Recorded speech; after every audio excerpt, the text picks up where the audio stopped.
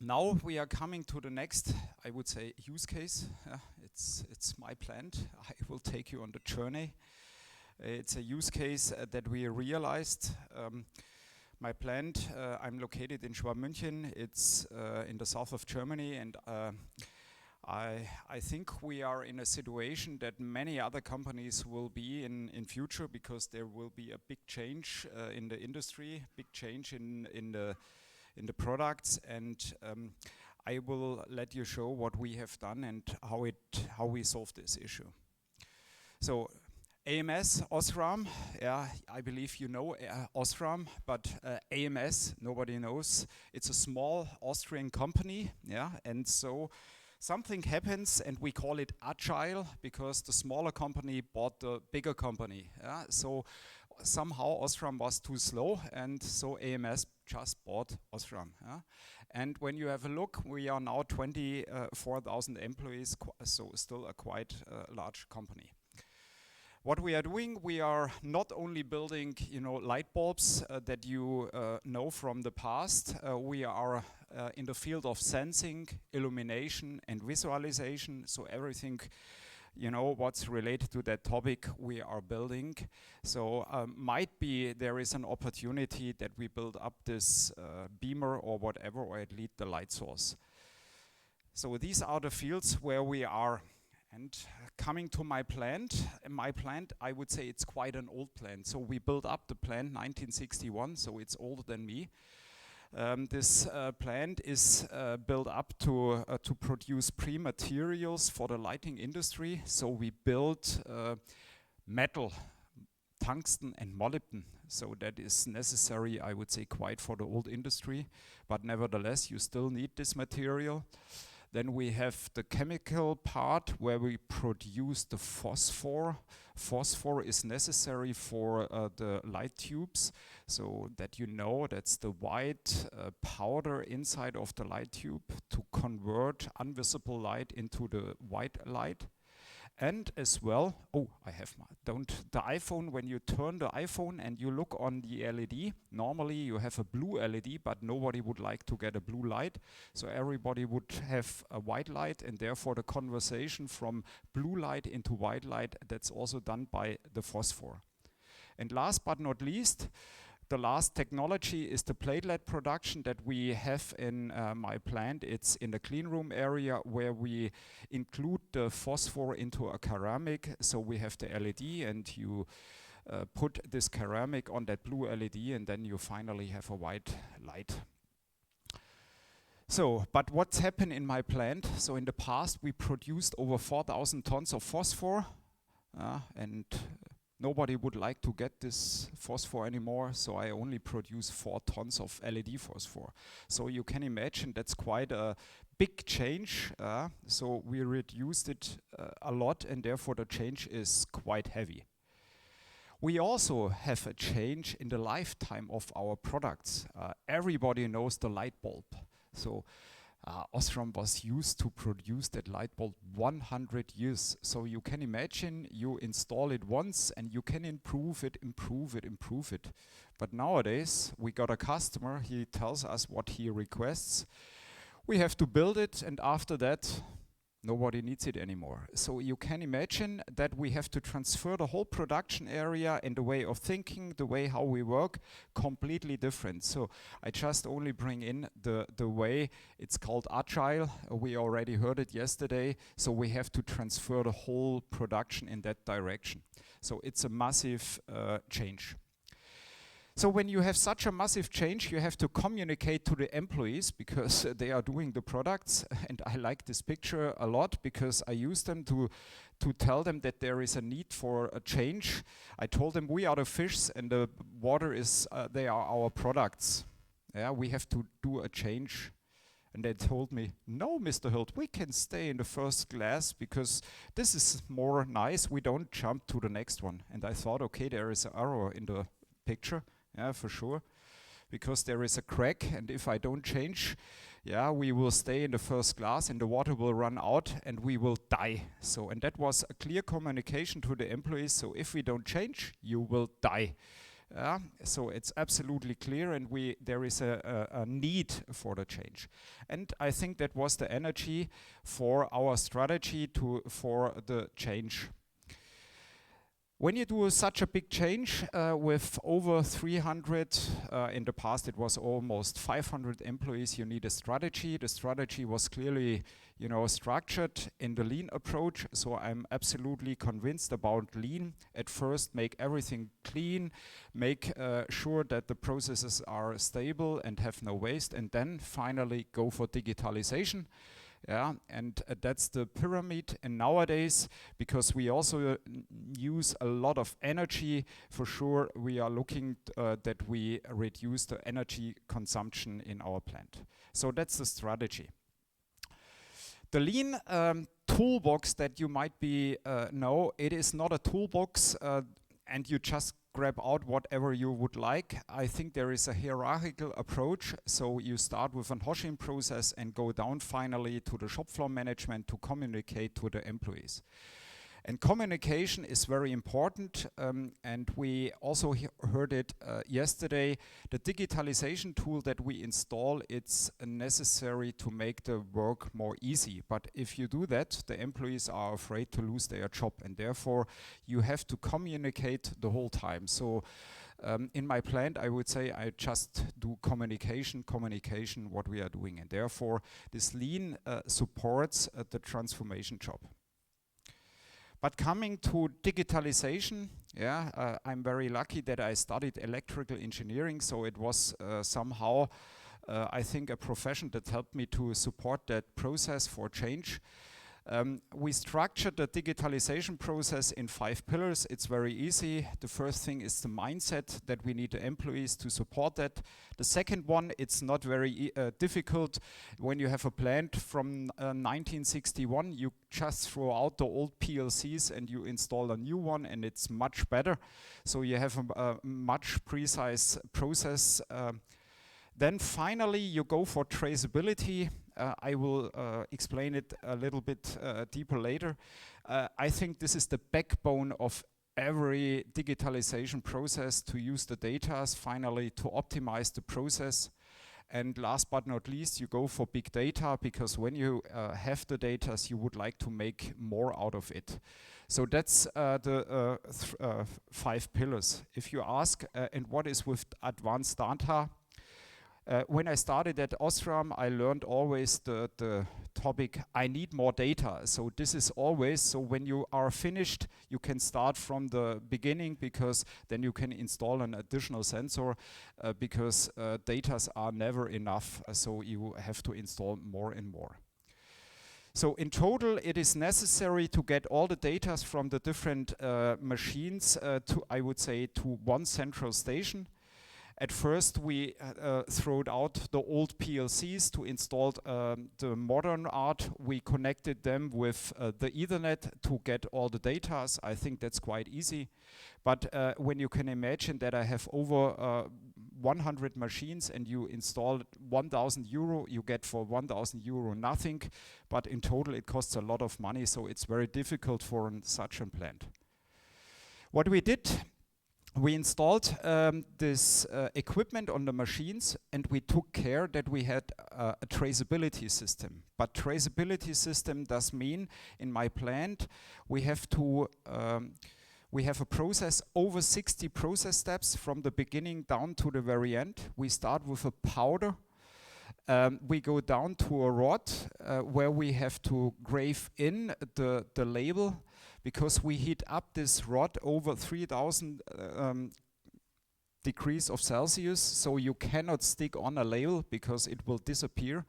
When you process, we roll, we mill this rod and go down, so it's very difficult. And we have to read and write this code 34 times, so it's very difficult to bring that label to the final end product. So a lot of work to do. Here you can see an example. It is a rod where we marked this rod with a 2D barcode. We have to do it twice to be sure that we are capable to read. And for sure, for the human, we also have to write it in a normal manner that we are able to read it.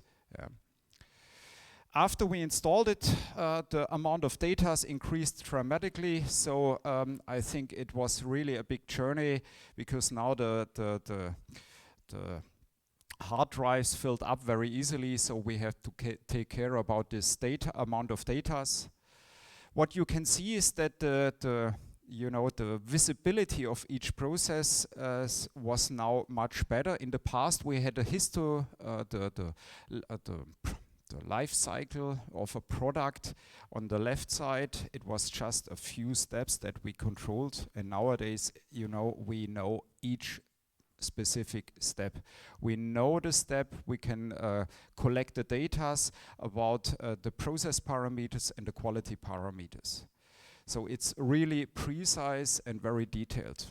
And when you have such data, you would like to get more out of it. So the philosophy was, we would like to collect all data downwards to the customers to optimize the process chain. And finally, we would like to use the information from our customers to go back and to optimize the process, because nowadays we have a quality level. It is not in percentage. It's not anymore in parts per million. It is a single case. So if our customer has one claim, he will claim one single product out of 100 million. So it is really very difficult to find the root cause. And therefore we installed that system, and we are able to trace it back and to look really on the quality and process parameters. We installed this data analytic system in our plants, not only in my plant. My plant was the pioneer plant, I think almost 5 years ago. We installed it. We have the data lake on my plant, because it was not possible to store all data in the cloud. But nevertheless, we installed a whole system. It's very complicated. If you look on that, might be it's overfilled, but nevertheless, it shows the complexity that we have. We have the data source in my plant. It's not only in my plant. We also combine different plants, because I produce the pre-material, then we send the material to another plant, to the Czech Republic, then we further on process that material, and finally we build up the light source. So in total, we combine the different plants to send this product to the customers, and if the customer has a problem, we can trace it back. On the left side, this is one of my favorite message that I have to tell the management. If you go for such data analytic platform system, you need different people to support that system. You need one guy who is installing the sensor on the machine. You need a PLC specialist, you need an IT specialist for the database. You also need an engineer to transfer the data to the Azure cloud or whatever cloud system you run. And you need the data scientists. And last but not least, we almost forgot it, you need a process engineer who understands the physics on the shop floor, because nowadays everybody is looking for data analysts and nobody takes care about the processes anymore. And you need them to bring them together, because they are speaking in different languages, not English, German, Russian or whatever. You need weeks that they are able to communicate in the right manner. What we did is we installed that system. Bernd Eberhard, who joined me, he's as well developing the source code for that. So we collect all the quality data. We are going for artificial intelligence. I don't like this expression, because it's using of data in a modern way. For sure, we are using the latest technologies to understand and to make analysis. Finally, we are looking for patterns in the processes that we have. And finally, last but not least, we would not generate any colored diagram. We would like to have a result what we have to adjust in our process. So we have to bring the results back to the shop floor. And I think this is as well one of the hardest work to do this. We are using the shop floor management to bring this result back and to discuss it with the employees. And we already heard it from Omlogs, that we in Schwab München, we also have a 5G network. Yes, we installed one of the first campus network in Germany. We have the 5G standard outside and inside. We are using it. For sure, it's much more easier to transfer data, so that's one of the benefits. But nevertheless, if you are one of the earliest, it's very difficult to get some of the hardware to install.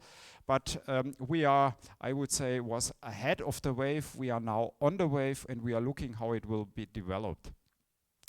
We use the ticket manager. I think we already saw to the outside some of the technologies that might be added to that. Ticket manager means if a machine has an error, we send a code to the system. The system takes this code and knows who is able to solve that problem, and then this guy gets the message on the iPhone or whatever, and then he takes this ticket, go to the machine and solves it. By using that technology, we understood it's not only possible to solve an error code, we also able to request for a worker.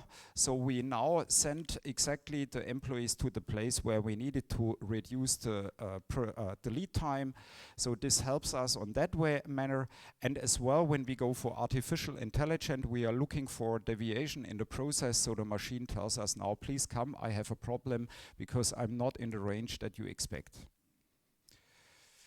So, and last but not least, we are also using the augmented reality system. I think it's quite useful, at least at the beginning for the management. We understand it's very difficult to bring it into the plant, that it's useful for the employees. But nowadays, I think we have one of the first implementation that it's really useful, especially at COVID time, because we have a sister plant in the US, and when you are not able to fly, it's best way to use that technology. So the COVID helped us to support that system in that manner, so that's really useful, and we run it, and now we develop some additional application for that. And last but not least, when you ask me what is very good at 5G or LAN or whatever, it doesn't matter whether you have the data. The difference makes the application that you have and that you run on that. And we saw it.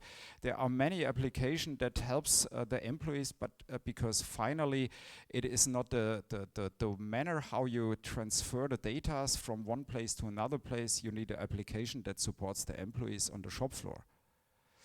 Because one thing I learned during that time, I said I studied electrical engineering, but when we went for the data analytic platform and we discussed this technology with the guys, I went home and I looked in my certification and I looked whether I studied electrical engineering or not. Yeah? I was not sure because they used impressions and expressions. They explained me how the world is running nowadays, and I thought, okay, I was never at a university. Yeah? Then I understood if I have challenges to understand everything what's going on, how should it be with the employees who is working 30 years on the same place? Therefore, I developed this picture because I have to explain them what does it mean, Apache, Hive, Spark, Python, R. So if you can imagine, you tell to a worker that R is a program language, so he needs some support. Yeah? So this is something that I learned. And last but not least, and that's my mentality and the mentality that we are doing, digitalization, D stands for do it. We do not have to make presentations. We have to do it at first and then do the presentation. And that's our philosophy. So we try and go forward. So we also learned if you go forward and do a mistake, you fall down. But finally, you have to stand up and go further. And that's the mentality that we have. And if you're interested to cooperate and to go with us, there you are welcome. Thank you very much.